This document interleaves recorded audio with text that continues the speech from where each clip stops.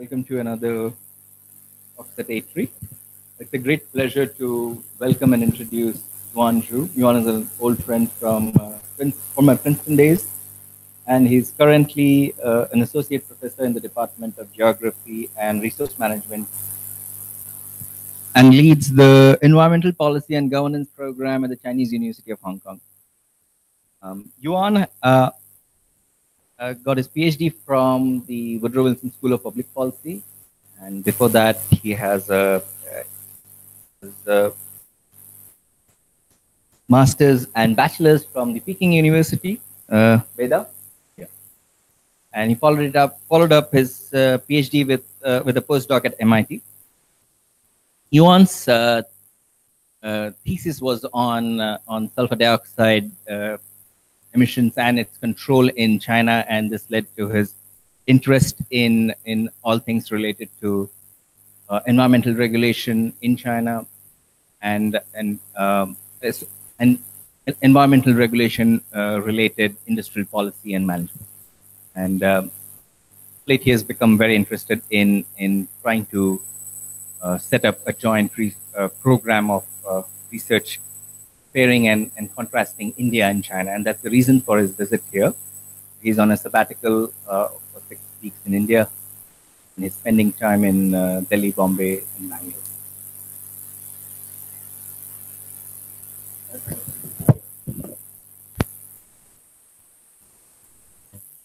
Does it work?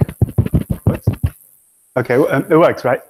So before every talk of mine, I have to apologize because I have a very soft voice due to China's air pollution. Seriously, I've been living with this problem for almost 20 years. I cannot speak loudly for a long time. So but make sure that the microphone works. You can hear from the back, right? If you cannot hear, I guess you can help. Anyway, so I'll be talking about China's climate change and the renewable energy. Right.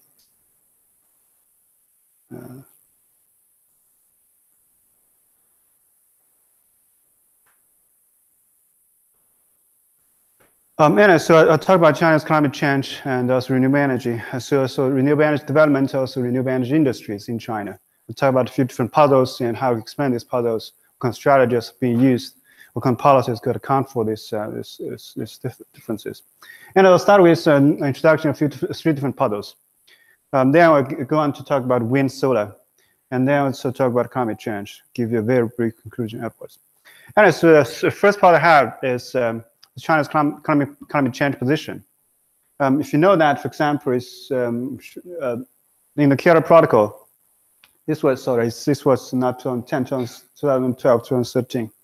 Anyway, so this, if you look at the Kyoto Protocol, of course, the US was pretty consistent. Also, the years, US quit from the Kyoto Protocol, and China joined Kyoto Protocol as a developing country, like all other developing countries. China refused, basically, very fiercely, not to take any legally binding goal in the Kyoto Protocol. So, like all other developing countries, say we're a developing country. It's not our business. We didn't emit this much carbon dioxide. It was you, rich guys, who emitted this carbon dioxide emissions, and you should be responsible for that. So that time is, as China says, we didn't want to talk about carbon dioxide. That before 2009, basically, carbon dioxide is a taboo word in the Chinese government. You cannot mention anything about carbon dioxide because at that time the concern was if we mention anything about carbon dioxide, that may be indicating that China wants to do something with carbon dioxide. That may attract more pressure from the international arena. But anyways, if you see that recently with the Paris Agreement, again, US is pretty consistent in that sense. Just they don't want to join. But anyways, if you look at China's case, China's this time is very different. So after US quit, for example, China has been pretty firmly saying that China will be there and still supports the Paris Agreement and still try its best to fulfill its commitment to peak carbon dioxide emissions 2030. Yeah, but if you see that this position change is so dramatic, almost 100%, 180%, 180 degrees reversal in terms of climate change positions from risk. It's not our business now. It's welcomed this position, and so it's just within a few years, basically from 2008, 2009 to 2014, 15. Within a few years, you see that China's climate position has entirely changed reversed. So this is the part that we do not understand. How come that our country could change so dramatically? And what kind of things have happened in the past 20 years? Can we explain what's going on with the part with climate change position? And another one, for example, is about renewable energy development. If you remember, for example, if you know anything about China's energy, coal is a king in China. Everything is about coal. So coal is the most important fuel in China. So whenever you, especially 15 years ago, when you think about China's energy, you think about these dirty things. There's coal. You don't think about this modern, high-tech, clean, this fancy stuff like wind turbines and solar PV panels. But recently, you've seen that, for example, this is annual increase of wind capacity. And from the year 2000 to about 2016, you see this one is the axis in 1,000 is in megawatt. And so you see that in the beginning, about 10, 15 years ago, China was not there at all. So this bar, the blue bar, is China. China was not there at all. So 10 years ago. And now recently, you see that China has been pretty strong. China country accounts for about 40 to 50% of the global wind market. And so the same thing about solar. Of course, in the beginning, so nobody was there 10 years ago in terms of solar, but China was clearly not there. Before 2013, before 2013, China's share was in the global market was pretty small. But then it started from 2013. Now China accounts about 50% of the global solar PV market. So how come that just within 10 years, from our impression that China's energy is dominated by coal, but nowadays you see so many renewable energy got installed in China. How come that things could happen this quickly? And how can we expand this part of what kind of things have driven this renewable energy forward? The third part I'm going to talk about today is industry development. Again, if you think about what is solar PV panels, it's solar industry, wind industry.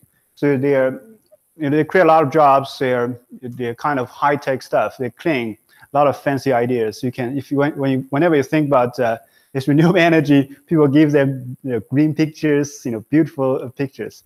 Anyway, so if you see that 15 years ago, if you look at China at that time, China did not have any domestic technology, no mature domestic technology, no firm. There was no Chinese mature wind and solar firms.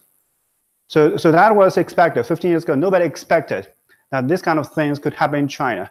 But if you see that what's going on recently, I'll just give you some sense about this wind turbine market. So this is the largest 10 global solar wind turbine manufacturers in the world. The top 10 takes about 75% of the global market. And you see that Vestas from Denmark is the largest, GE Wind is second largest. Now you see a few Chinese firms. Goldwind, and also, for example, you see that United Power, Envision, Mingyang, and also within this 25%, there's a lot more Chinese firms. So anyway, so in total, you see that just within 15 years, how come now China could establish this many different domestic firms, establish the largest wind industry in the entire world. The same thing happens to solar. So this one is probably even more dramatic. So before 2005, for example, Japan was a clear leader globally in terms of solar PV manufacturing. In 2005, Japan accounts for half of the global production. But then, so Japan simply it didn't grow much over these years. But then you see this China, this mainland, this is Taiwan. But if you don't look at mainland China, there's huge growth. So there's some point that China accounts for about 60 to 70% of global solar PV production. But how come that within 10 years, you can establish a huge market within a country that did not have anything of this just 10, 15 years ago? How come? So it's a big part that we didn't understand. How come that things could happen so quickly?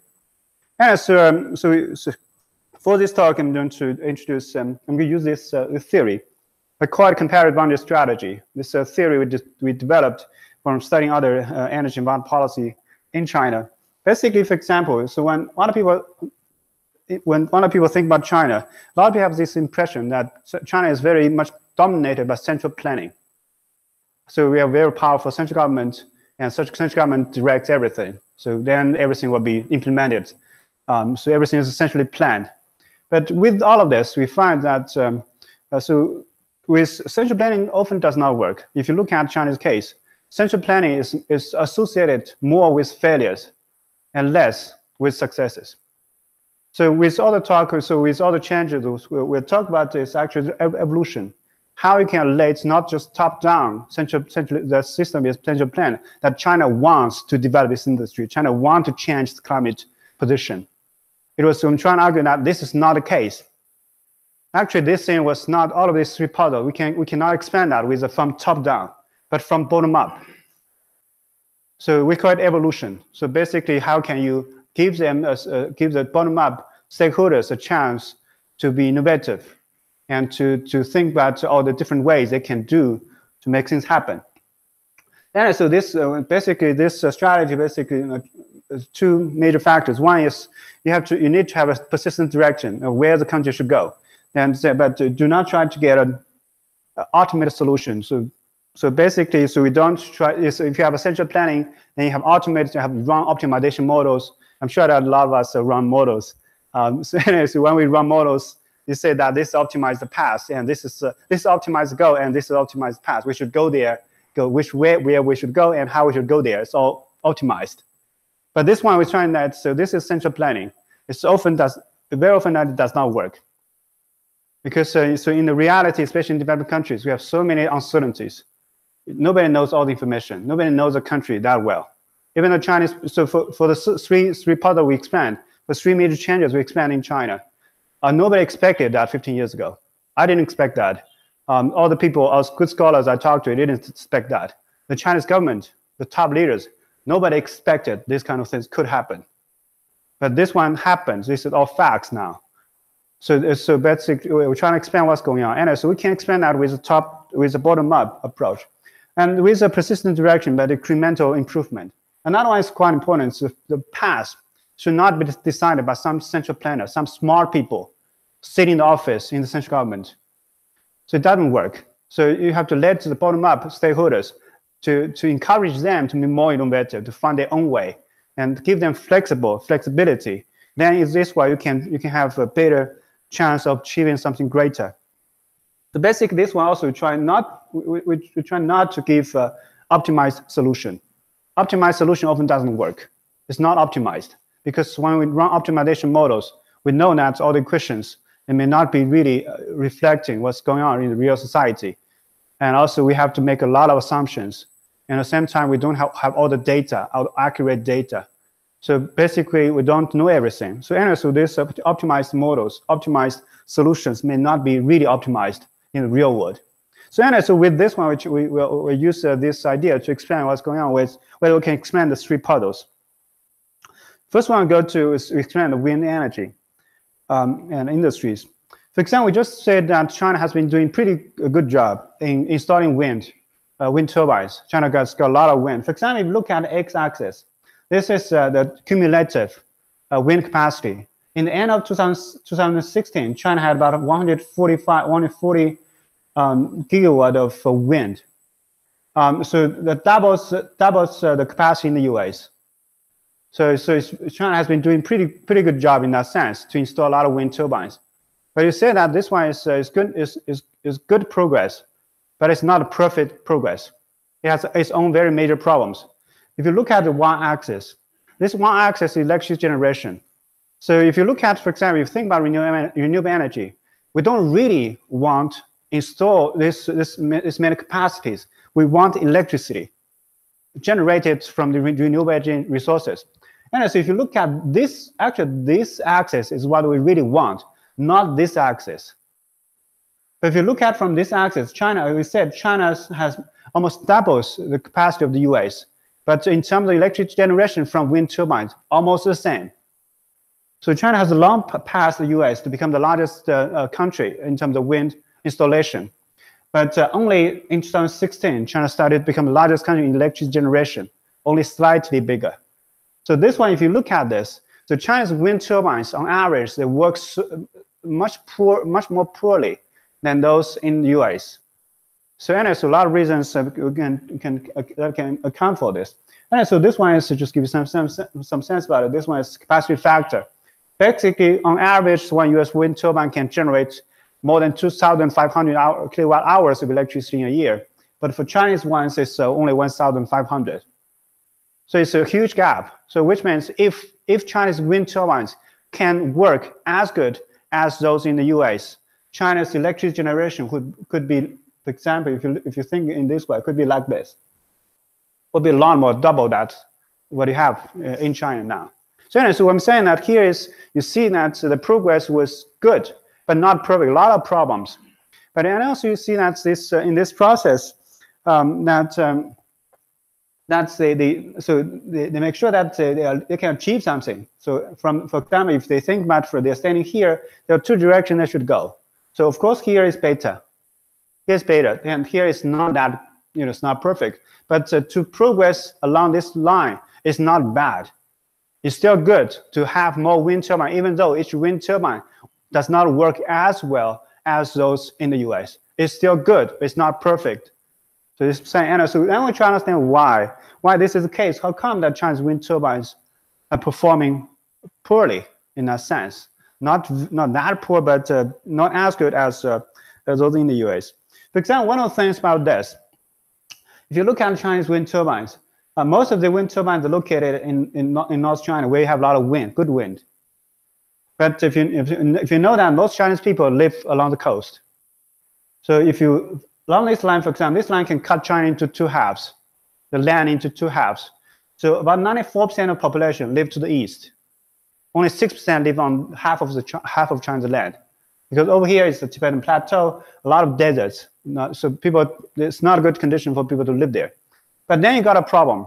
If you got a lot of wind turbines over there, and you have to transmit the electricity from these regions to the coastal regions where you have demand for electricity. So then you got a problem. So these transmissions are not easy to build, they're very expensive to build.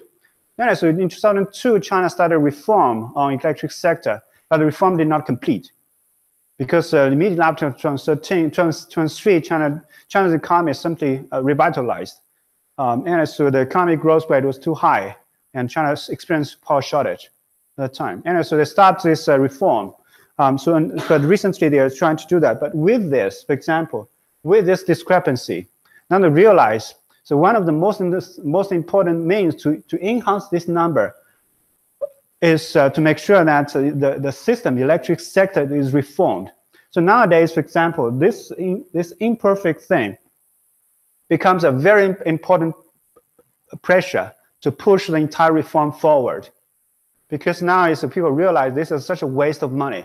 We're talking about probably tens of billions, $100 billion that can be wasted because the capacity factor is so much lower than it should be. And so with this, then nowadays, hopefully this year, we will see that a major reform will come. They just reformed the entire government 2 days ago. The central government now is so different from a week ago. Anyway, so these days, for example, hopefully in this year, they will reform the system to enhance the transmission and as to have better connection between these regions where you have wind turbines, which is intermittent, and also those places where you have a lot of electricity. Anyway, so now that's a development. And also, if you think about what kind of policies can account for China's wind development, basically, so we mentioned, I didn't put CDM here, but anyway, so CDM, the Clean Development Mechanism, did not play a major role here. So we have not research on that. But anyway, if you look at what kind of things can account for China's wind installation, so there are a few things. For example, the financial incentive, the feed-in tariff. Feed-in tariffs can be quite important, but there's I don't have time to explain in great details, but feed-in tariff cannot explain what's going on in China. Feed-in tariff, because if you count CDM, so feed-in tariff has been calculated into the CDM calculations, but it did not play a major role. But these command and control policies play major roles because we have 5-year plans, we have a lot of these plans. So they want to, for example, this government says in the next 5 years you have to install this many wind turbine. And each power corporation, they have to have this renewable portfolio standards. What percentage of their power generation capacity has to come from renewable energy. So anyway, so they have this kind of things to account for that. But anyway, so if you see that feed-in tariff is more flexible in that sense, but command and control policy is not that flexible because so the decision has been made by the government saying that you have to, this province or this power corporation, you have to install this many wind turbines. But so this is inflexibility, but also you also see a lot of flexibilities in the goal setting itself. Because in the Chinese system is that when I set up these different goals, so the goals can be changed quite frequently. So later on when we talk about solar, you should see more of the changes. So whenever they see that, for example, this goal is, especially for wind, 11th plan, for example, they say they want to achieve this many gigawatts in 5 years, but they have already achieved that in 2 years. So then, because now this one went on too well, unexpected well. So then, as I said, because in 5 plan, that's what government is central planning. But central planners did not expect that things could go this fast on wind. So after they found actually things are going on pretty well, they revised the goal to make it higher. So that happened. For other goals, it's not always like this. For some other goals, for example, nuclear or shale gas development, because they found unexpected difficulties. So this kind of goals can be revised down. So they're always very quickly to adapt to the conditions when it's found. But the direction is pretty clear. That gives the entire market a direction, and with all of this, they can have this flexibility to install the wind. And also, if you look at the wind industry, we just say that China has a lot of this big wind turbine manufacturers. But if you look at this, for example, this is what we saw: top 10 wind turbine manufacturers. If you see that in 2009, China's wind market was still very big. It was already very big. But you see that Vestas was still Vestas, and GE Wind was still GE Wind, and Sinovel. You see that the third one, largest one in China, was Sinovel. So after a few years, so Sinovel has gone. There's no Sinovel now, especially so they have become so much smaller. They got into big trouble. And also, Goldwind is still survived. That was only company in China that survived in those years. But also in that time, you also have another one from Dongfang, for example. It's also gone. So in India, you have Suzlon here. Suzlon, I didn't really study that. Suzlon but Suzlon should also be here. But somehow Suzlon is not as big as before. But anyway, so with this, you see that China has got a lot of wind turbine manufacturers. But at the same time, you see now the big difference between Chinese market and those foreign markets. We say that Vestas is always Vestas, GE is always GE, Siemens is always Siemens. But in Chinese firm, no matter how big you are, you could go bankrupt in a few years. So in other countries, it's entirely different. So whenever you try to buy Chinese stock market for stocks, be careful. So even though the market itself can be booming, it does not mean every company, no matter how big they are, they will survive in the next few years. If they cannot if they are not competitive enough, if they cannot innovate fast enough, if they make any mistake in the market, other companies will quickly outcompete them, drive them out of the market.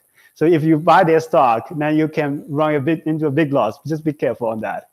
Anyway, so you see that in the Chinese market, you see that this kind of this paradox. From one perspective, the entire market is prospering.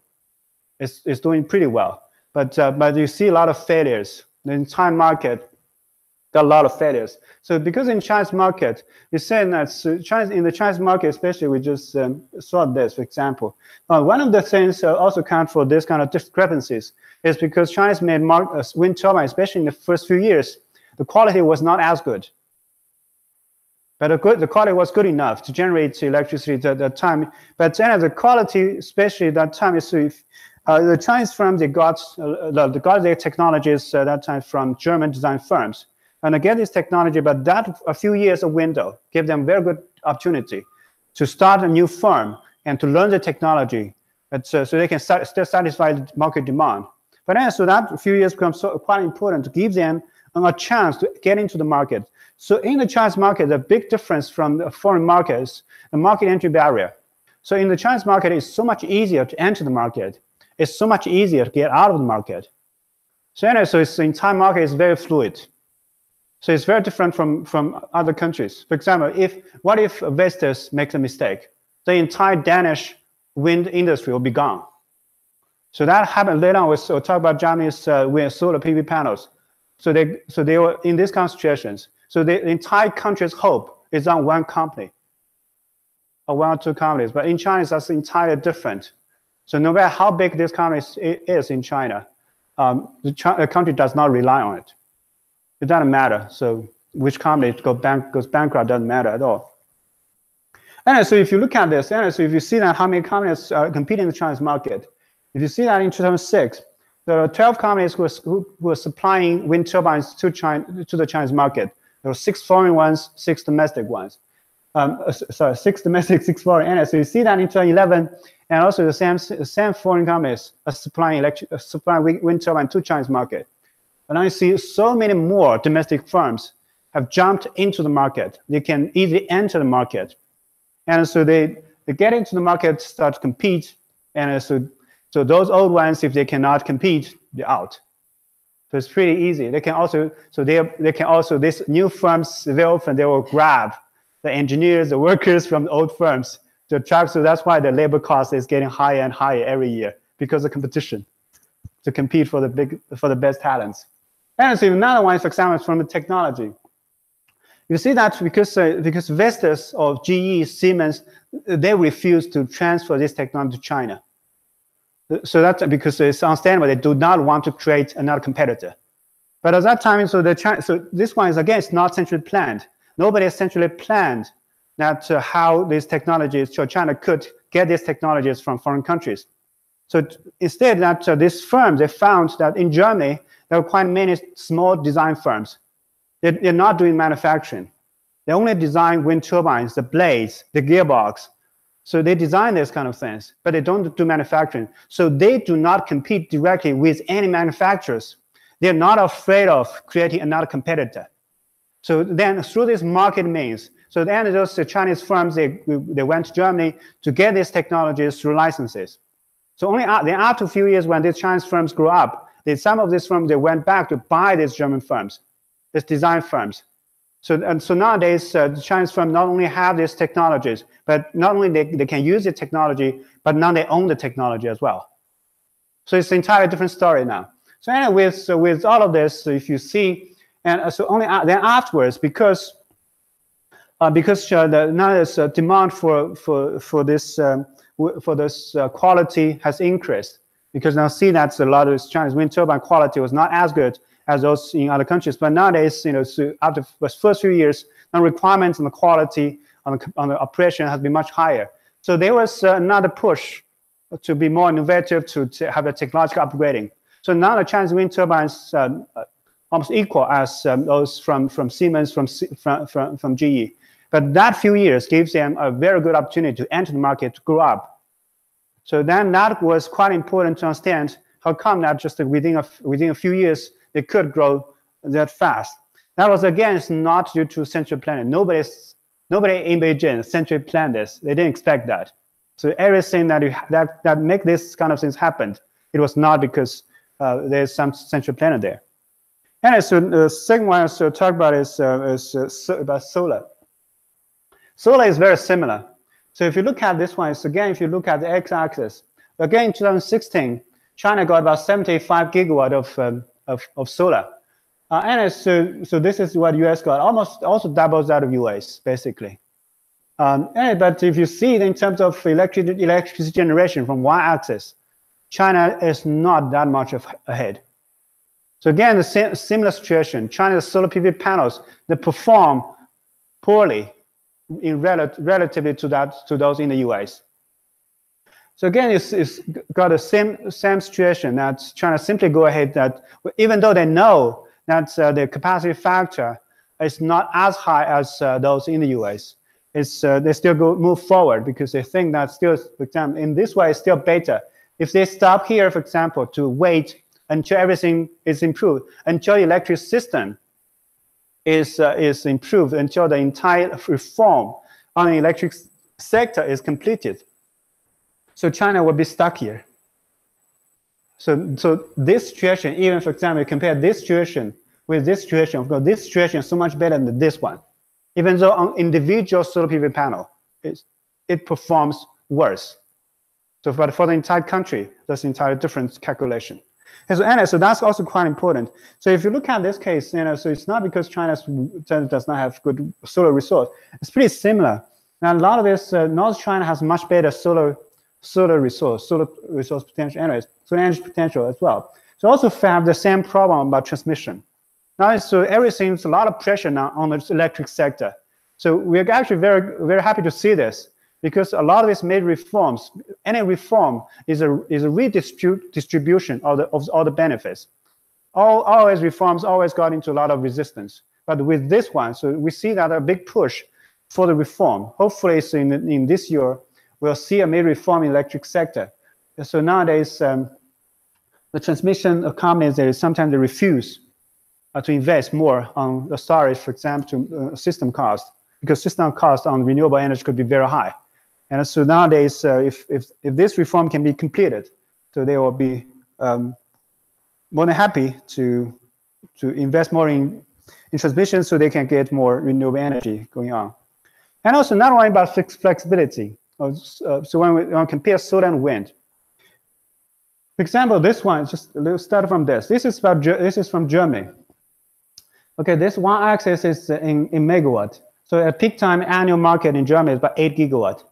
And so this axis is from 2000 to 2016, or the data I got. And so this red bar is wind, annual installation wind turbines. And this blue bar is annual increase of solar PV panel in capacity. Then if you look at this, for example, in the beginning, Germany started from wind. Makes a lot of sense because wind was so much cheaper. And if you see that what's going on from 2009 to 2012, 2013, Germany started to invest so much on solar PV panels and so much less on wind. And then, so only in recent years, solar PV has been declining dramatically. Now wind has been running up again. But this one is so puzzling. Because so later on we say that, so for this one, so over these years, solar PV panel was still very expensive. But how come? So nowadays, solar PV is so much cheaper. So there's a very big puzzle. Why Germany wanted to use a lot of solar PV panels when solar PV panels were expensive? Then it stopped using it when it's become cheaper. It does not make economic sense. In the Chinese case, for example, also it started from wind. And when solar becomes cheaper, then it's used more solar. At peak time, for example, in 2016, China installed about 35 gigawatts of solar PV panels, and now much less wind. So it's entirely reversed. So from this perspective, if you understand the cost, it seems that this one is making more economic sense. It's cheaper. It's from the Germans' path, so it's more expensive. And so when we look at this, for example, try to understand why in Germany they have a lot of solar PV panels installed when solar PV panels were expensive. Then we look at China's rule of law, for example. China does not have good rule of law. So for example, so in that kind of situation, Germany has very good rule of law. So whether a good rule of law can give you a good result depends on whether you have good law or not. So for example, in the Chinese case, China also had the same, for example, about 10 years ago, China had both the supporting policies for wind and solar. But the resistance against solar installation was very big because solar was so much more expensive, a few times more expensive than wind. But wind, that's why, so when we talk about wind, we said that because wind was, the progress of wind turbines was going on unexpectedly well. So on solar, that's unexpectedly harsh. So with this flexibility that because of China's rule of law was not very good, so they can adapt to the system. So it does not require any law and a policy to be fully implemented. So whenever they got some unexpected problems, like solar PV panels at the time, they didn't push ahead. But for wind, because that went unexpectedly well, they pushed it even further. So that's how things went. So these days, for example, that's entirely different because now solar PV panels are so much cheaper. Now the resistance is entirely gone. And so they see that now you have this change. But in Germany, it's entirely. In Germany, for example, they started to choose somehow they pick up solar PV as a winner. So that was a bet. So it's a lot of countries because in making public policy, sometimes you have to predict future. It's kind of bet. And so, but in Germany's case, they were able to pick up the winner What is the win? In the Chinese case, the Chinese government was not able to, not because Chinese government or the central planner does not want to. They want it, but they were not able to pick up the winner because the policies are not implemented well. The rule of law is not very well established. But in Germany, it's entirely different. German government can pick up the winner if the decision can be made. So that was a very big difference between these two countries. And if you see that, for example, this change gives you some sense about this cost change and to understand what's going on with here. And so if you see that the solar PV panels in the year 2000, the cost was in terms of US dollars per kilowatt hour. That was 36 US cents per kilowatt hour. But in the year 2010, for example, onshore wind was 8 cents.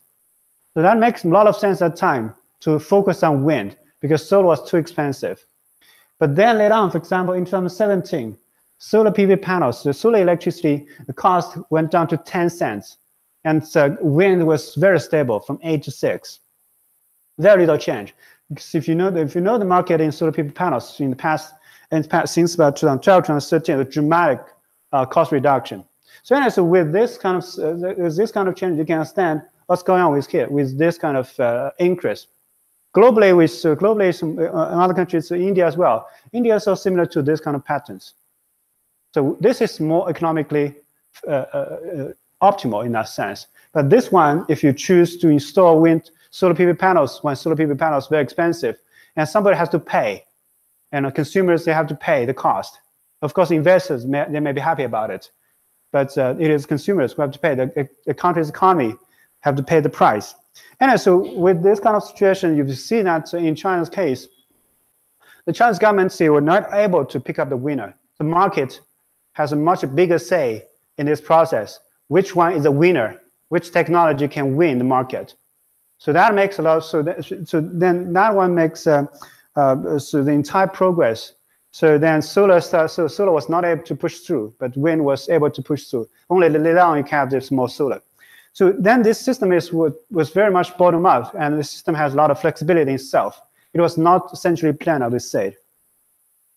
Again, if you look at solar PV production, you have seen this one. So then this one is we're trying to understand how come within 10 years, how come China can grow from nothing to occupy 60 to 70% of global market just within probably 5 years. So how come that could happen? Again, if you see that a similar sense about market entry, it's so much easier to get into the Chinese market. For example, just show you some these firms. If you go through the entire supply chain, so China's division of labor in the entire supply chain is very complete. So you do not have to do everything by yourself. In China, basically, you just buy others. So buy from others. You just focus on your own stuff. The entire market, other people would do whatever you can think of. So that makes a lot of economic sense.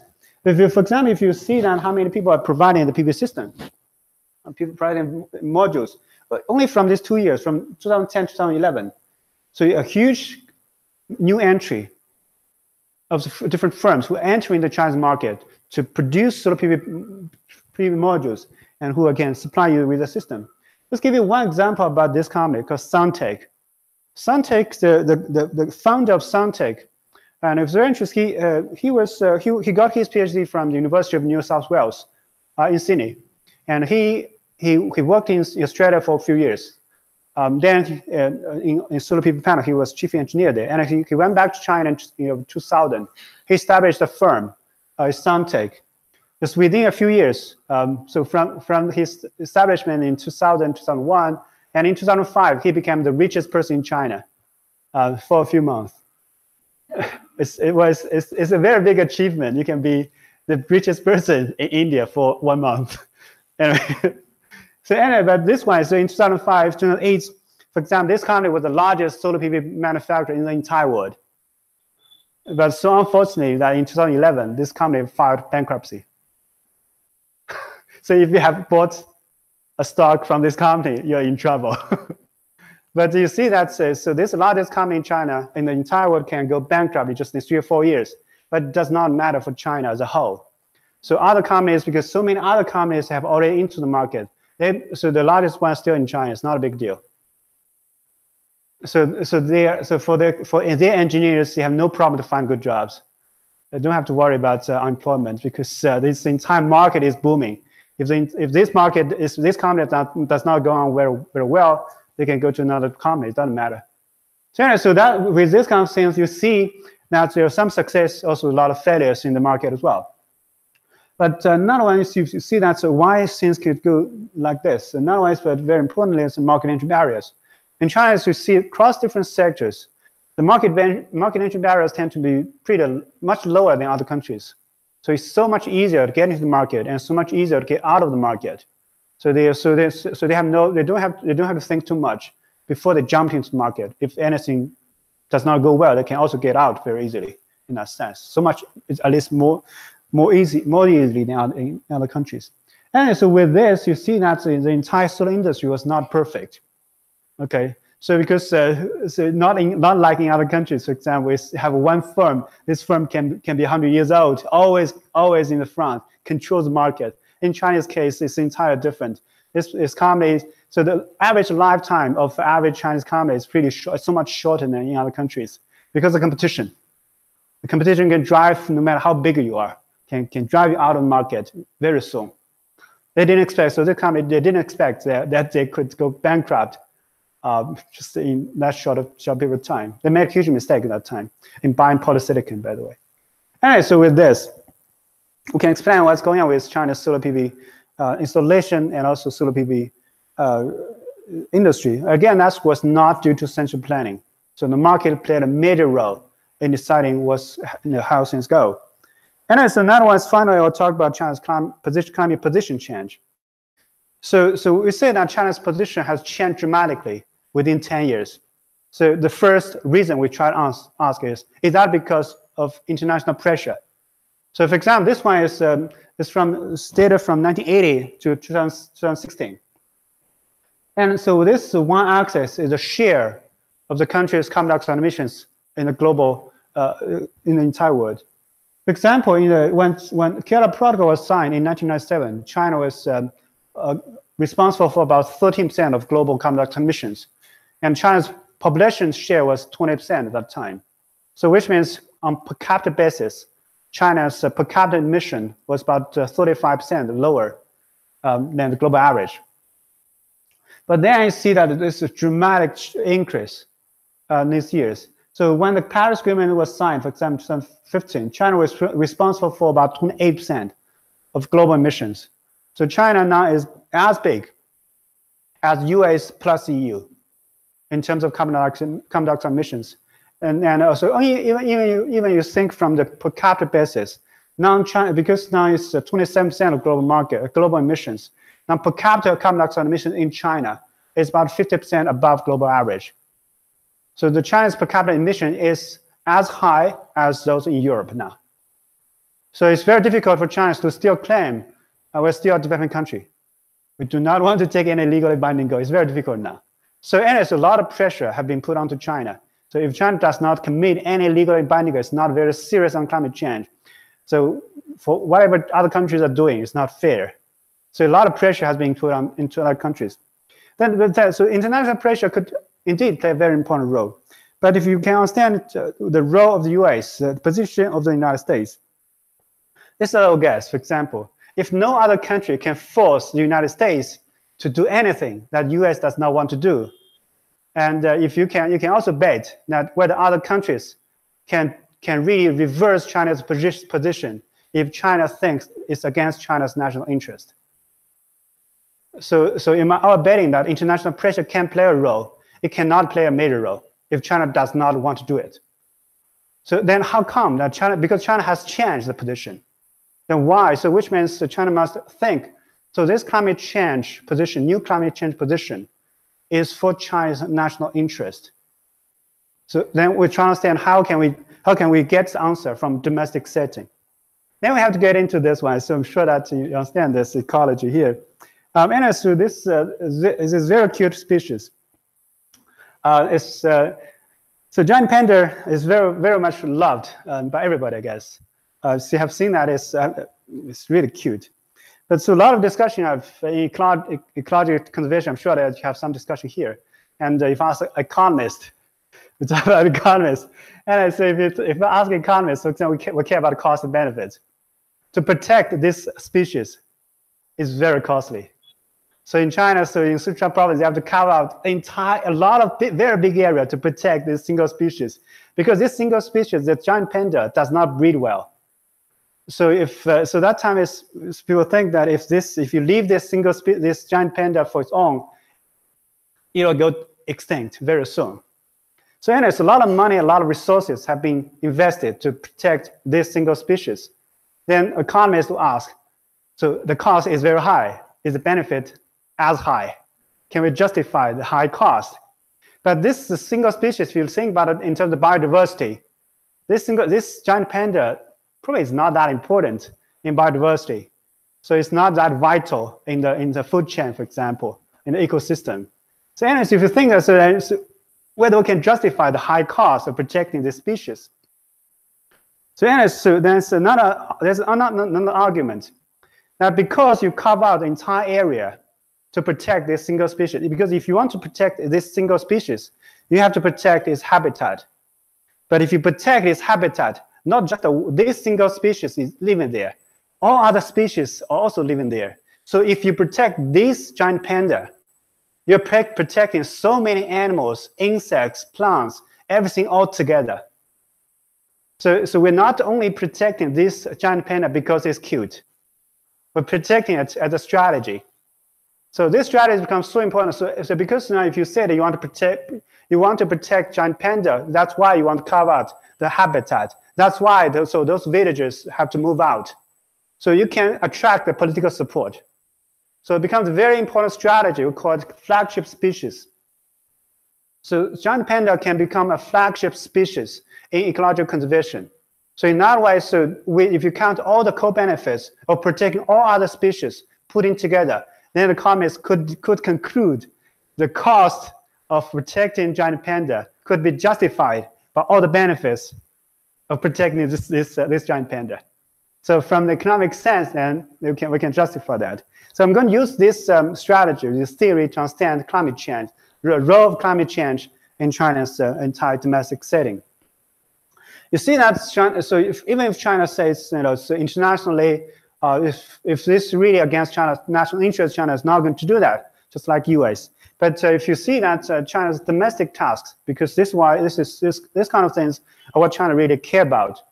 So, for example, if you count all of these domestic tasks that China cares about domestically, and think about what kind of co-benefits they will have on climate change, then we can count, whether it's worthwhile we can explain China's position change in the past 20 years. For example, this one is PM2.5 concentration. It's 10 years old data. So that's satellite data. You see that, for example, so Bangalore is actually very clean, which is very great. Anyway, but if you look at this kind of thing, so of course here is high PM2.5. That's because of the desert. But look at it globally. The dirtiest place is North China due to anthropogenic emissions. So because heavy industries, huge heavy industries, a lot of coal power stations, a lot of people living there, and this is Sichuan Basin. Again, a lot of people, a lot of industries. So anyway, so that's what people now care so much about. But 20 years ago, for example, in China, nobody cared so much about air pollution. When I studied air pollution, so I studied PM2.5. PM2.5 was a very academic word. Nobody outside of universities know what is PM2.5. But suddenly, nowadays, if you ask anybody in China, especially in big cities, they can tell you what's the harm. So how harmful PM2.5 is, what kind of things are hurting you. So whenever, for example, in this kind of, whenever you got this air quality index, for example, above 100, in Beijing, most people wear masks. So people with, for example, in these kind of rooms, people not only put the air conditioners in their room, in most rooms in Beijing, they have air filters. It's probably not most, a lot of these rooms, a lot of my friends, they buy air filters at home. They buy air filters for the office. Sometimes we have even stupid things that some people sold clean air from Canada. So I'm not sure you heard about these jokes. So it started from a joke. So people said, why not get some? So some people read it from Taobao. our online selling platform. So they got air, they squeeze, compressed air into a can and from Canada and sell it to China, and somebody is buying that. It's very strange. But anyway, so from this one, you can see that how much people care about air pollution now. So air pollution or environmental quality has been very much politicized in China these days. That becomes so for example, you know that we don't have real elections in China. So the legitimacy of the government does not come from election itself. It comes from what they do. So previously, the legitimacy comes from economic growth. But nowadays, economic growth has come down from 14% to 6-7%. We even create a new term called new normal to tell people that don't worry too much. But anyway, so with this low economic growth rate, there's another concern nowadays. People think whether you can solve this environmental problem is another indicator whether you still have the legitimacy to rule the country. So anyway, so this one is very much politicized. So that's what China really care about. And so if you look at this China's energy mix, for example, renewables, we have been talking about China now it has about 300 gigawatts of wind and solar. But this is tiny. This is so tiny in China's entire energy mix. So the most important ones are here, coal. So there's still a long way ahead. So anyway, but if you think about if China takes any actions to tackle air pollution, so for example, to reduce the consumption of coal, that's very vital. So coal now is a four-letter word in China. It's a very dirty, it's a common enemy. So everything what China is doing is to replace the share of coal. So use more renewable energy, hydro, nuclear, natural gas, everything to replace the share of coal. But if you do that, of course, not only you're reducing emissions, but also you're also reducing carbon dioxide emissions. So that's a climate co-benefit of your domestic air pollution control task. So from that one, so basically, if you do climate change, and so the cost of doing climate change is not just for climate change itself. It can also be for this domestic task. Another one, for example, China also cares very much about energy security. I'm sure you know something about it. Just give you some sense about it. For example, China now is the largest country, largest oil importer in the entire world, which is not something that you want. It's very big. It's a very big risk. So where China could get oil. For example, if you look at the US, this is where US gets its oil. So about half of US oil comes from North America, mainly from Canada and Mexico. And so US has been fighting so many wars in the Middle East. But the Middle East is responsible for about 20% of the US oil import. So sometimes we joke that US is fighting the war, not just for the US itself. They're fighting that for China as well. So I guess for India as well. So for other countries to make sure that we can still get oil, a stable oil market. Anyways, but if you see that how important Middle East has been playing, so energy security is playing a major role in U.S. foreign policy. And if you look at China, so about half of China's oil import comes from Middle East. So not only, for example, this one is from Russia, and also Africa. So even if you think about Africa and the Middle East, so not only China has to get this oil from these probably unstable regions, but also China has to physically get it. There's a very important thing. So I'm sure they heard something about China's building of islands in South China Sea. So in my reading of that, it's not about oil resource. It's about one narrow channel called Malacca Strait between Indonesia, Malaysia, and Singapore. This channel is very narrow, so it's about 3 kilometers wide. But all of China's oil from Middle East and Africa has to go through that. So basically, if anything happens to this channel, China's economy will collapse.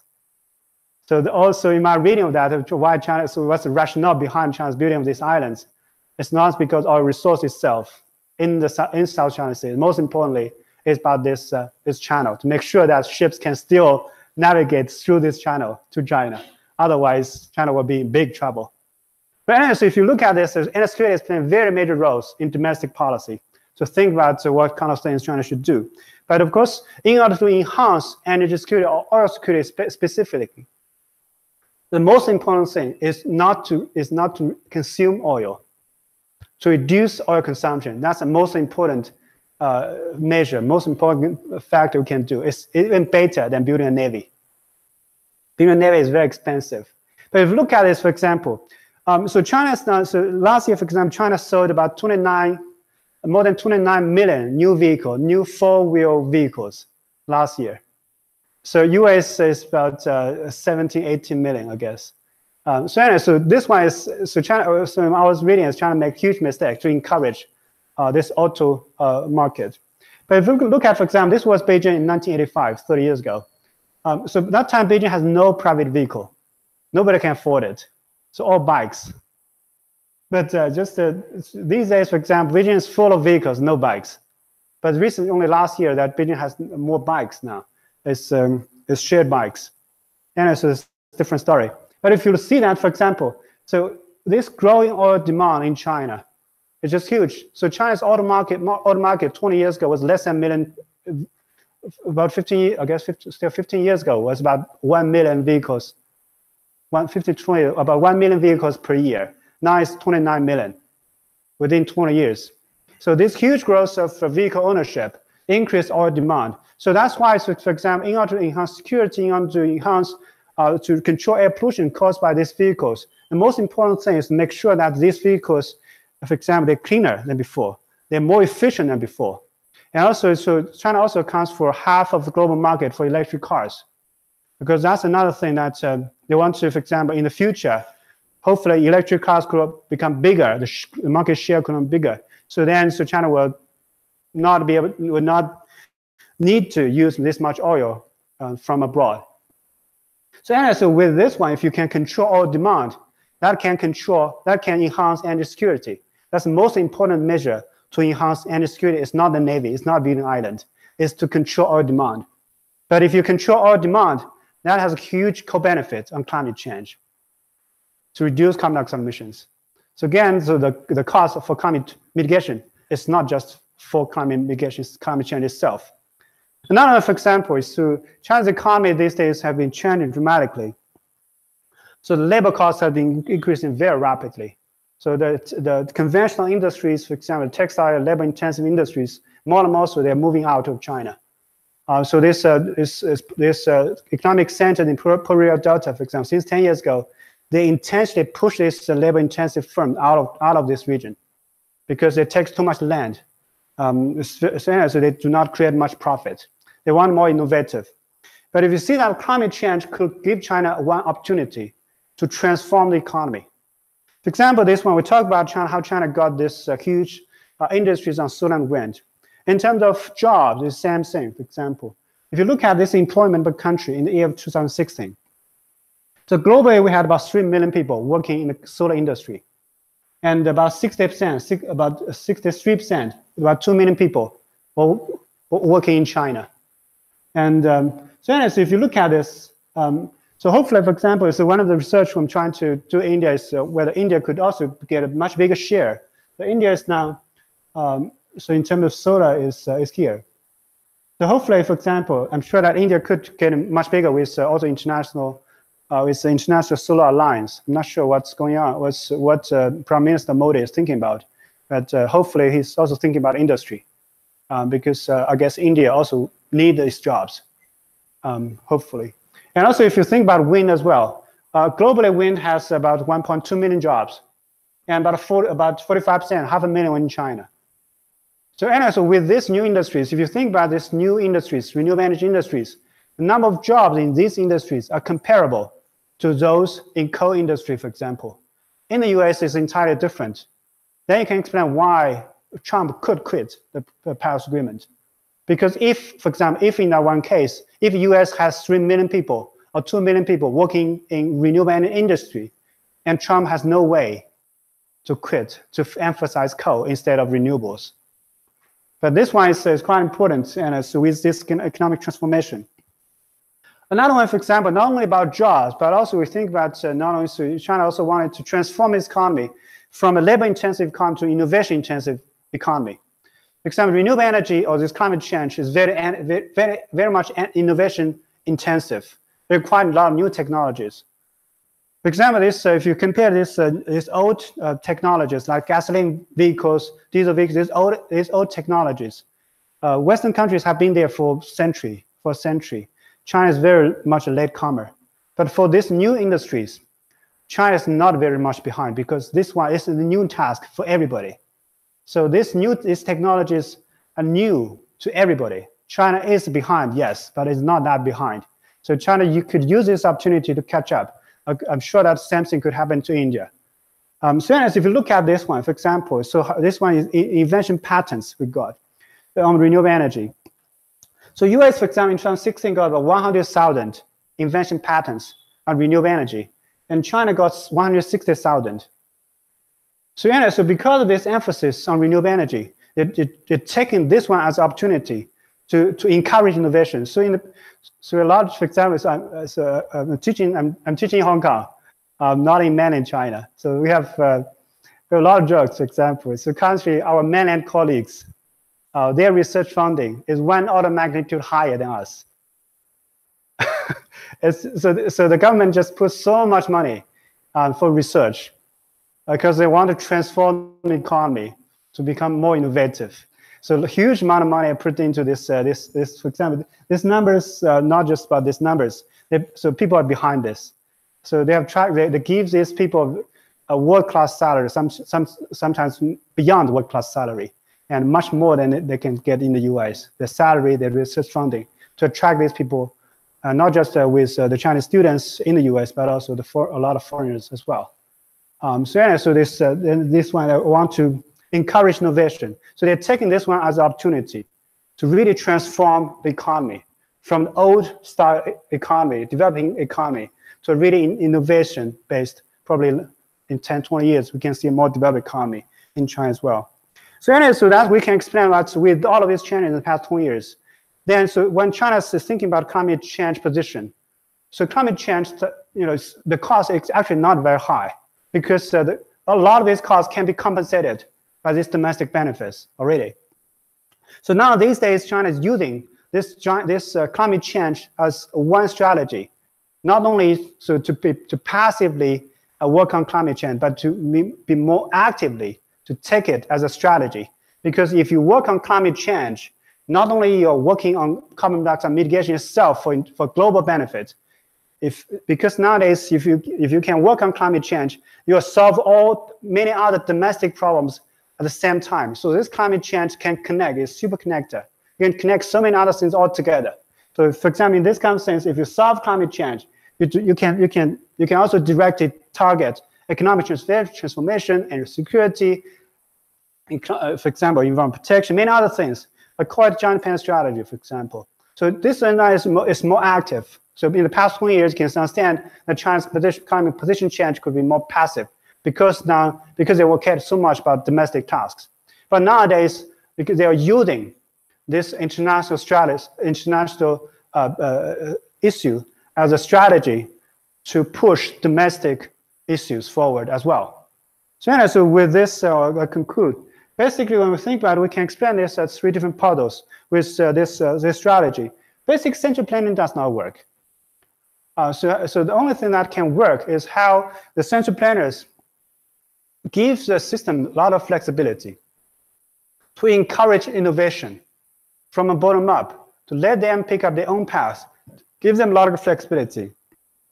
Basically, to just improve whenever you see an opportunity. Do not wait until you see a perfect solution. So that's quite important in our reading.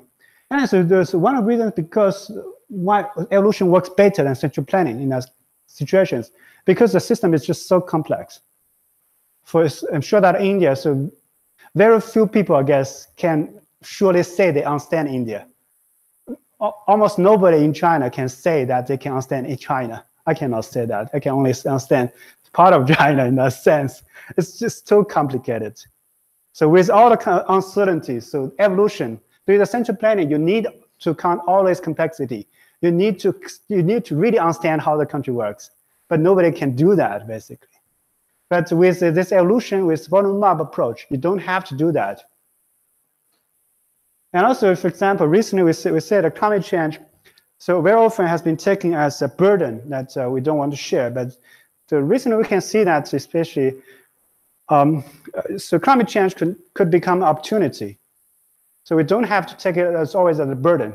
But if you actively embrace it and think strategically and think about what's your national interest and use it as one tool to facilitate your domestic governance, so it can transform your domestic task as well. So in that sense, so if you solve one problem of climate change, not only you're contributing to the global climate, global environment, you don't have to do the good things for other people. Just do it for yourself. Then that's still worthwhile in that sense. I'll stop here. Thank you very much.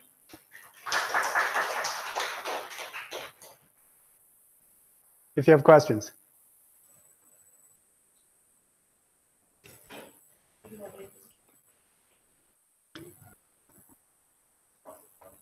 So really nice talk. Thank you so much. Thank you. I have two questions actually. One Sure. was in terms of governance. What I didn't understand was when you say central planning, is it at the central government level or the provincial level, or is there no difference? Does it just come right through? Because I imagine there might be multiple levels. That's right. You kind of just gloss over that. Yes. I mean, the other question I had was, I mean, a lot of the discussion that you had about install capacity and manufacturer and all of that was on the manufacturing side. But who buys the panels? Is it all end users or is it utilities, power utilities? Then what kind of agreements they normally set up? Or do you have separate solar companies which are integrated, which actually then sell to the grid? So I wasn't clear about the yeah. The first question about central planning. So, anyway, so central planning is, so I use the term, and it not only talk about planning from the central government, but also from any kind of government, for example. So even from the provincial government, so even one province is just like a state in India. One province or one state in India could also be very big. It's very complicated. Nobody can surely say they can understand, for example, this state or this province. So what I'm saying is here is the central plan basically is essentially planned. So you don't want to. So basically, you don't want to always do things bottom up, top down. So it gives a bottom up opportunity. So that's more effective in that sense. Not only it's about who is buying the solar PV and also wind turbines. It's utility companies, China's power corporation. So in the 2002 reform, China achieved. So China basically separated transmission from generation. So that time, China established two transmission companies, State Grid and Southern Grid. So there are two national monopolies. Southern Grid is responsible for about 5,000 provinces, and the rest of China is a State Grid. So State Grid is very big. It's probably very likely on the top 10 list and the largest companies in the entire world. They're huge. But anyway, so that's one. But they have a lot of the power corporations at the time, and so to establish so almost all of them are state-owned by central government, by provincial governments, by any kind of government.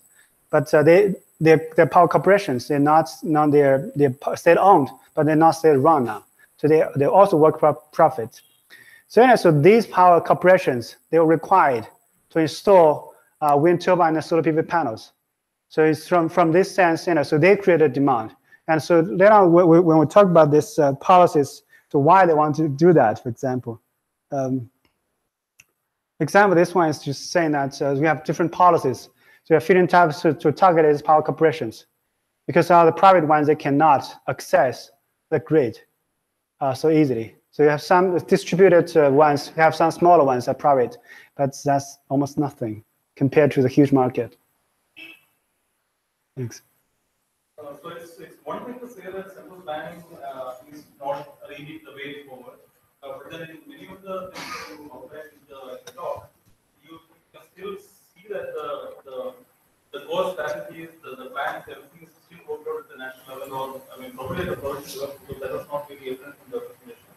So I mean, I would actually consider your argument to be really valid only if so there is enough participative process set in, whereby some of this flexibility in entering or leaving or managing is actually worked out in practice.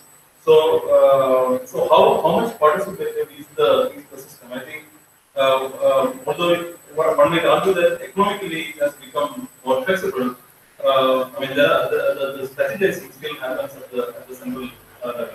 So that was my first question, and the second was the graph on the CO2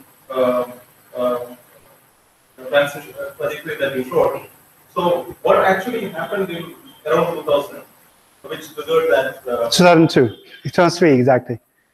2003. I'll explain that. Huge. It's very surprising.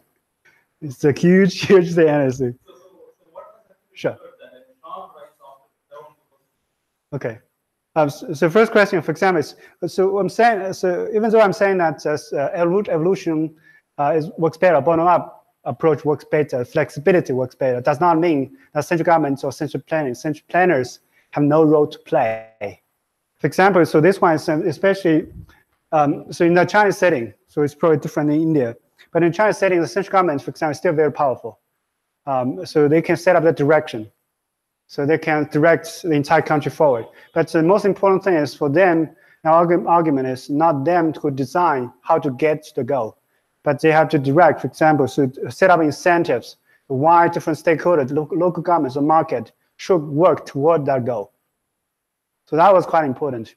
So both the government and the market, or both the central government and local governments, both are top down and bottom up, they have their own roles in the entire thing. So this one I'm trying to emphasize, both of them are quite important. But previously, if you think about the Chinese case, or it's entire about central planners, top-down approach itself cannot explain what's going on. So that's the thing I'm talking about. And also for this one was really surprising to everybody. So when we first saw this 10 years ago, or 15 years ago, and started to do this, to see this kind of change. So for example, if you see that US shares declining, it's not because US was reducing the emissions. The emissions were still going up. It's mainly because China's emissions grow too much. So that's what's, this one, so basically, there were a few events. I can explain that. So in 1997, we had this Asian financial crisis. Right, so the Chinese economy went pretty badly at the time.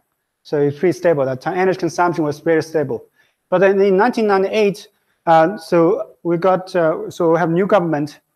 So the Prime Minister Zhu Rongji, he was pretty resolute in that sense. He said he was really the Prime Minister for 5 years, but he reformed a lot of sectors. One is the state-owned sector. So 20 years ago, China's state-owned enterprises, most of them were losing money, a lot of money. And they didn't care about profit. They were just government agencies. So the Prime Minister at that time, Zhu Rongji, he reformed the entire sector. Basically, that meant tens of millions of people lost their jobs overnight, including both of my parents. So that was a pretty hard time for us because I was in college and have to do my tutoring to get more money for myself for living in Beijing. Anyway, so that was a pretty harsh time. And also, but reform was pretty successful in these days. For example, these days, people are not complaining. The state-owned enterprises are losing too much money. Now people are complaining. They're earning too much money. So they are having this monopoly power, but they had this monopoly power in the past as well. But how come they were still losing money? But these days are entirely different. And another, for example, they also reformed the banking sector. So if you look at all the banks, so the largest firms in the entire world, Chinese banks always is really big. So I guess top 5 there will be 4 Chinese banks there. Anyway, but 20 years ago, the bad date of these banks was 40%. So according to the international standard, if they are really private banks, all of them should go bankrupt, no doubt, because 8%, that's basically will go bankrupt. So Zhu Rongji also reformed that sector, and huge reforms were going on in that few years. Then in 2001, there was another historical event for China. China joined WTO. But if you read the news, because I was just got into a graduate school at that time, finished also in Beijing. And it's pretty interesting. If you read the news at that time, most people in China were against, if your newspapers were against China's decision to join the WTO. Because they said, we didn't have the firm. So this industry, we didn't have the firm, we didn't have technology, and our firms are losing money in the Chinese market alone. So now you're allowing these foreign firms to come in to compete with us. So the wolves are coming. So that time, so people against, so people did not understand why the leaders want China to join WTO. But it turned out that was the smartest decision China has ever made. So this one is through competition. So competition was driving the reforms. So that was quite important. So later on, so in 2002, 2003, China had a SARS pandemic. So after SARS, suddenly China's state-owned sector has been reformed. The banking sector was working. Now you have a very fierce competition.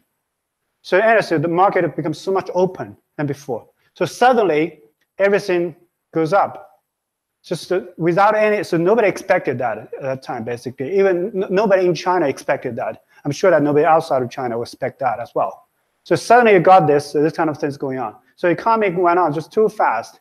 So these years about 8%, 7-8% a year. But so over these years is 12-14% a year. Huge growth. So that's, of course, from energy environment perspective, that's very bad because China's carbon dioxide emissions tripled within these years. And so it's pretty bad situation. But anyway, so that's why it's very interesting to understand what happened here. So that's mainly because economy just went too well. And another thing, for example, at that time is China's inflation was almost none. So very rapid economic growth rate, almost no inflation. So a lot of things were going on pretty well at that time. We didn't have, but this, for example, is basically when your economy went too well, you have to worry about inflation. But those are very golden years. So it's another joke we had is I went to Princeton in 2004. So a lot of my friends, also friends I know, I don't know, for example, they're complaining on the web. The Chinese students, for example, that time they went to the US, early 2000s. A lot of them, they regret for going to the US because they missed the golden decade in China. So, for example, that time, some of my classmates in Beida, it's very interesting. So, after graduation, they simply find a job. They have to find a place to live, right? So they bought an apartment, something bigger. So, and so that apartment itself now is $1 or $2 million. So this kind of things. So a lot of people are thinking about it. So of all this period. So anyway, so because this one is really, it surprised everybody. Nobody expected that. But I was saying, if you understand what happened, it is because the central planning, the central planners make sure that the bottom-up system can work. Then suddenly you got something really surprising, that really is good. And so that's how things happened. Yeah, I would just to make sure I understand your point about how China's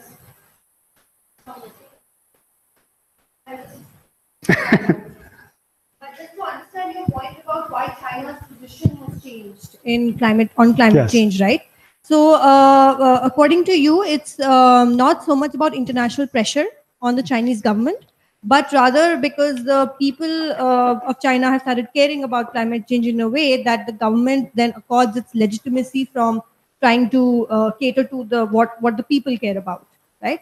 So, don't you think that the fact that most of the people or citizens of China have started caring about climate change has something to do with the overall global discourse on sustainability and sustainable development that has then percolated down, like all countries, also to China? So there is some level of some sort of international, global discourse that is percolating across levels and then forcing the government to, take this into account. So one cannot completely discount international pressure. And how would you comment? So international pressure, I said, is indeed play a role. But I'm saying that did not play a major role. It played some role, yes, indeed. For example, in this kind of cases, if you do a survey, if you ask Pew Center, for example, they run their surveys, the Chinese people do care about climate change. Okay, but to what extent? So because we're talking about, so in this, if you think about to meet the target on carbon dioxide alone, if you don't think that there's other benefits, the cost, we're talking about probably hundreds of billions of dollars a year. So yes, we care about climate change, but we're willing to pay the high cost. So that's another issue. And so from the international pressure, and also because this one is really huge. So whenever you see this kind of graph, one country is bigger than US and plus EU.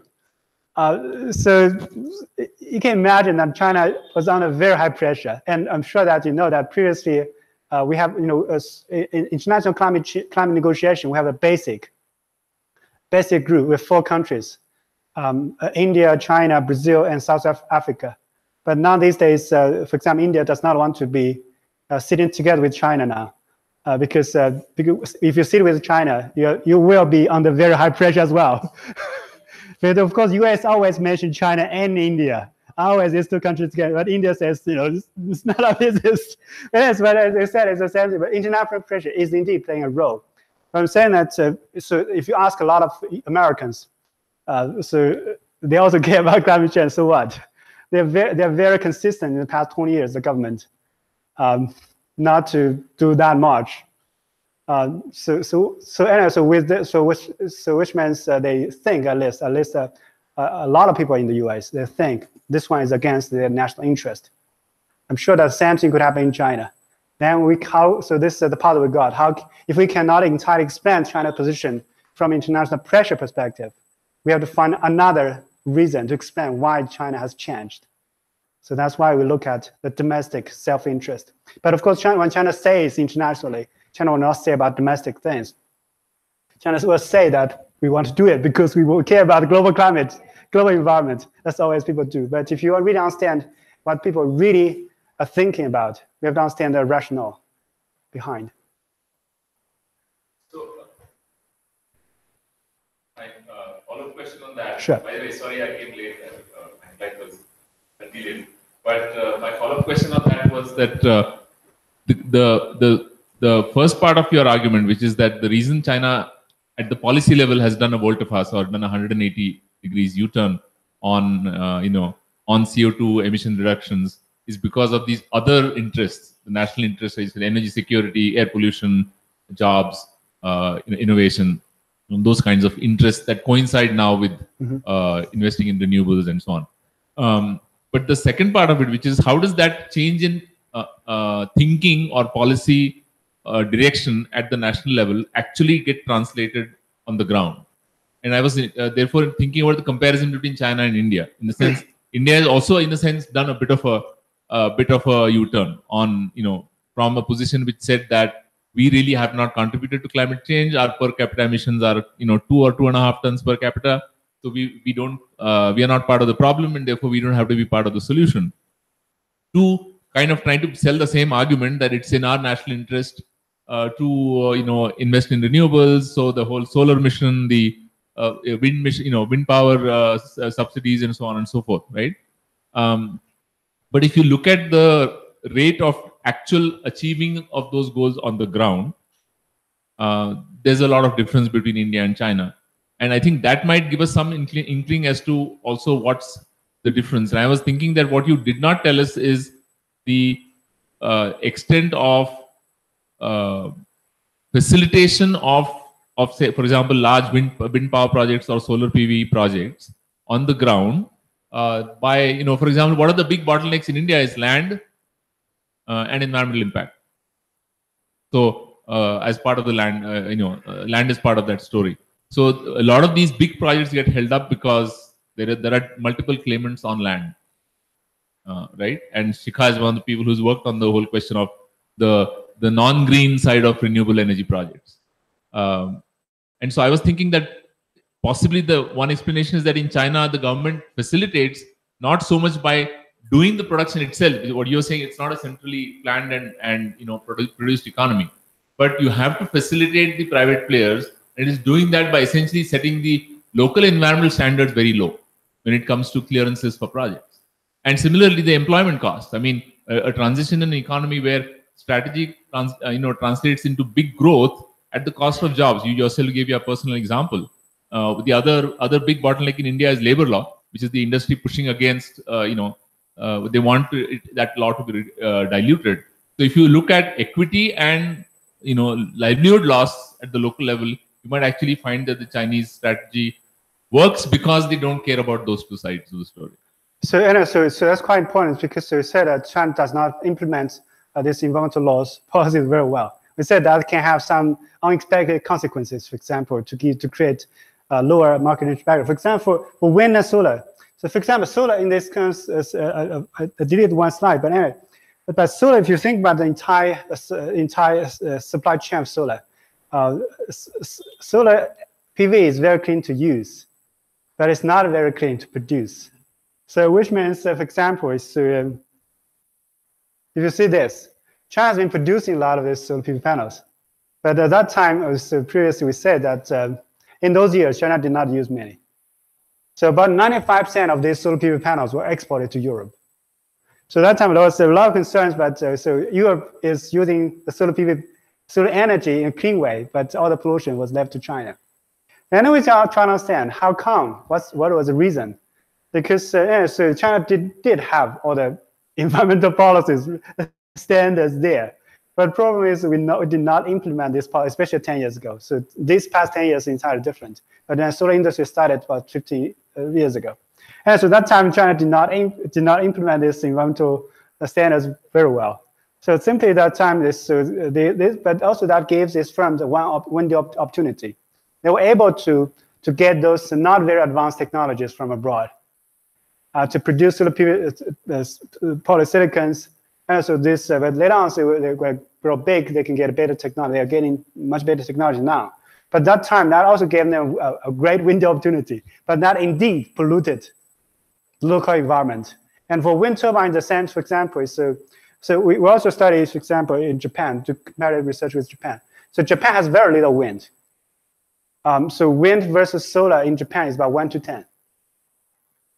So that's not making economic sense. You know, so wind was so much cheaper, and they didn't use wind at all. And so another one is about the environmental impact assessment, because in China's EIA assessment, again, the law was not implemented well. So EIA has never become a major barrier for China's wind development, but that is a very major barrier for Japan's wind development. So that's one thing. And also, so what's the first question? Land, labor. Yeah, the labor at that time, for example, is so especially only in the past 15 years, for example, China's labor costs have been increasing about 10 to 15% a year. So labor cost is not much higher, but not before. 15 years ago, not that high. But also with wind and solar, especially, so now China uses a lot of robots. So now, for example, these days labor is not that important. China has more robots, I guess, than any other country. So it's all of these things have been automated. So labor has not. So it's so for example, this previously it was pretty labor intensive to assemble this, but nowadays it's entirely different. So engineering, so innovation, engineering, have become so much more important than before. This is because the labor cost is so much higher, so that pushed those firms to save costs on labor, and also to invest more on robots. So that's another thing. But you have another question? Okay, thanks.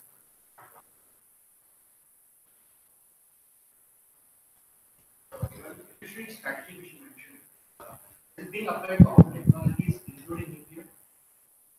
Emission technology. No, the evolutionary technology, or the planning part. Right? So if you're interested, you can study that. I haven't studied nuclear industry. Because if it's applicable to nuclear, it's a kind of recipe for disaster. Right? No, nuclear is if you think about China's nuclear energy development. So Fukushima was a first generation reactor. So China basically knows this first generation reactor. China's nuclear energy started very late. The first one was commissioned in 1994. So second generation. But nowadays, for example, China's strategy is always not just to get this equipment. No matter what China is doing, this kind of thing, China always is thinking about whether China can do it in China. So for nuclear, the same thing, for example, is they're getting, for example, the fourth generation, the third generation, the Westinghouse these reactors. So they always want to not only they're willing to pay a high cost for the first reactor to get the technology, But so then, because if the Chinese firms can get the technology, can learn how to use the technology, so later on China can build it by itself, then also can export to some extent. So for nuclear, you also see the similar trend. They all started doing something like that. But of course, nuclear, the requirement of safety is very high. Of course, that's a very big difference. And the question was leniency which was shown to capacity factors, right? Was it applicable to plant lives also? Plant life of so plant life so far, because they're all very young. So for solar winds, we haven't seen. Would they consider 25 years or much less than that? I don't have the data to see how fast they depreciate this kind of deteriorate. But then so far but for example, you in my subdioxide talk. So for the subdioxide scrubbers, so that was a very serious issue.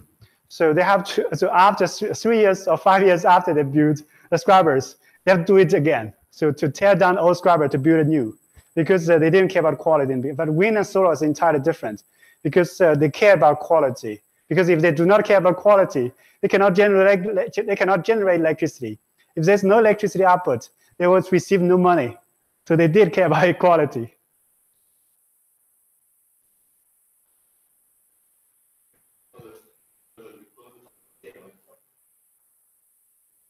Thanks.